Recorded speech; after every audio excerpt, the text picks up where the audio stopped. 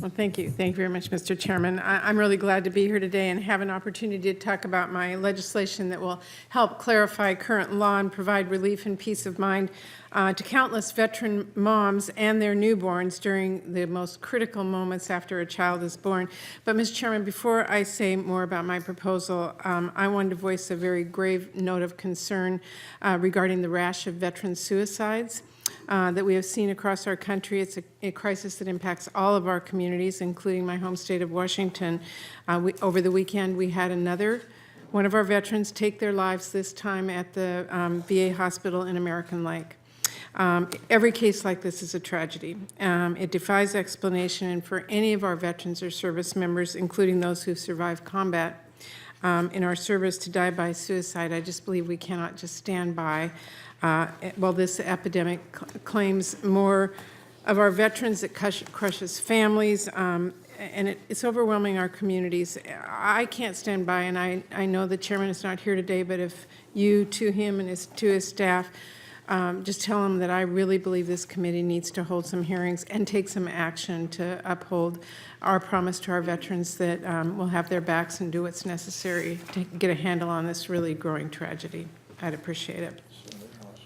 Now, about today's topic, I'm really glad to have a moment to talk about my legislation to help make life easier for veteran moms and help them get the care that they need for their newborn infants in the event of a medical emergency.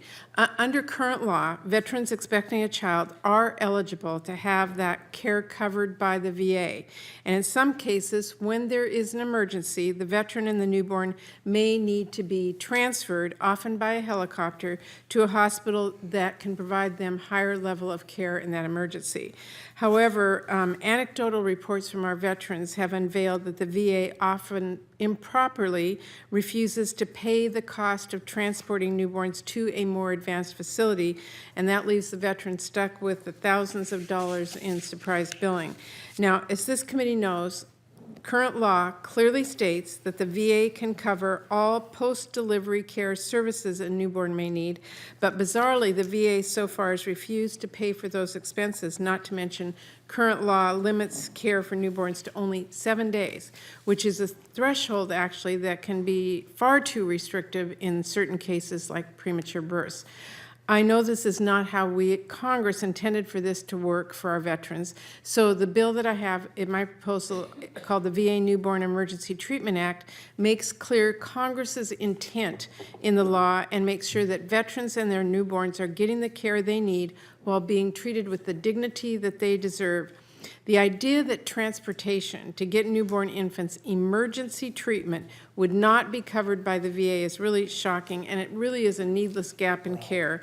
And I firmly believe Congress must ensure that no veteran ever faces a surprise bill for benefits they have earned through their sacrifice to our country, especially new moms and babies dealing with emergency situations.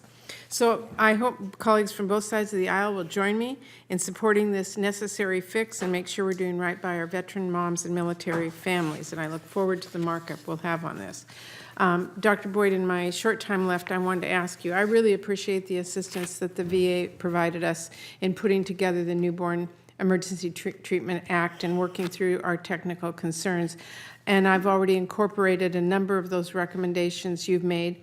To help everyone understand the urgent need for this bill, I did want to ask you, can you describe for us some of the situations when a newborn would need to be moved to a higher level facility and how urgent it is to get that child into care?